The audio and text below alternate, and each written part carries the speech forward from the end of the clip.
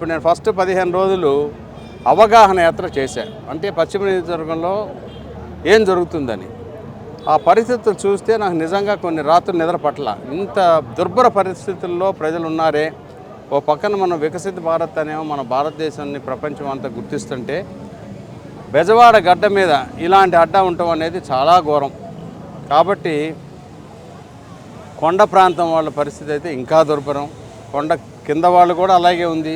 కానీ ఒక కొండ కింద వాళ్ళు కానీ అసలు మనుషులు మనసున్న మనుషులని ఇక్కడ నాకు బాగా అర్థమవుతుంది. నేను ఇవన్నీ చెప్తా ఉంటే కొండ కింద వాళ్ళందరూ మీరు రేపు అయినాక మాకున్న సమస్యలు ఇట్లా ఉన్నాయి, మాకంటే ఎక్కువ సమస్యలు కొండ మీద ఉన్నాయి, కాబట్టి మీరు దయచేసి ఫస్ట్ వాళ్ళకి చేసి ప్రతి ఒక్కటి కొండ మీద వాళ్ళకి కొండ మీదకి మెట్లు కానీ దారి కానీ లిఫ్ట్లు కానీ ఏం చేయగలరో, మంచినీరు సౌకర్యం, ఆరోగ్యానికి హాస్పిటల్స్.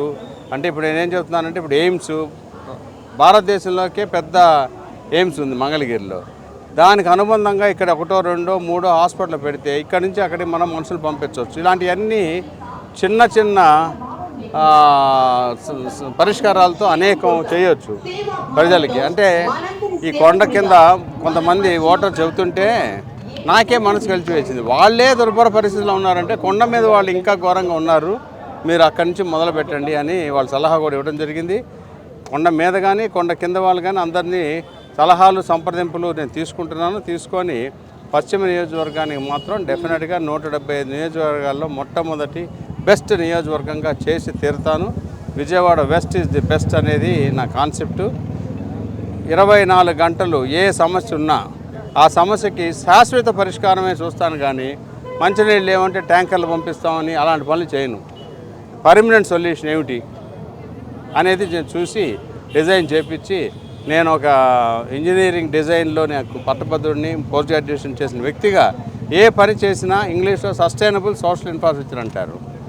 సంక్షేమ కార్యక్రమాలు అన్నీ గొప్పగా చేయాలి అని అంటే మనకి సంపద పెరగాలి, ప్రతి ఒక్కరి ఆదాయం పెరగాలి. పేదరికం ఉండటం తప్పులేదు, పేదరికంలో కూడా శుభ్రంగా ఉంటుంది చేయించాలి. అది ప్రభుత్వాల యొక్క ముఖ్య లక్షణం. ప్రజాప్రతినిధి చేయవలసింది అది.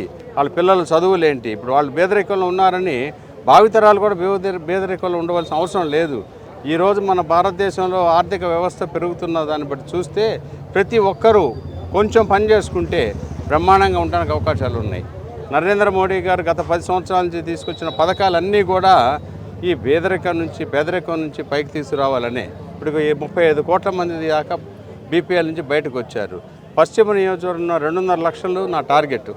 ఇప్పుడు మా ఆదర్శ గ్రామం కింద నేను మా అమ్మగారు ఊరు తీసుకున్నా, అది అక్కడంతా బ్రహ్మాండంగా చేసాం. అట్లాగే ఇప్పుడు పశ్చిమ నియోజకవర్గంలో 2,50,000 మంది కూడా నా కుటుంబ సభ్యులుగా నేను వాళ్ళ కుటుంబాలు ఒకటిగా తీసుకొని పేదరికం నుంచి బయటికి తీసుకురావటం, మిగిలిన వాళ్ళకి మౌలిక సదుపాయాలు చేయటం, ఇవన్నీ కూడా నేను ఒక బృహత్తర ప్రణాళిక వేస్తూ ఉన్నాను. అదంతా కూడా తీసుకొచ్చి చేపిస్తాను.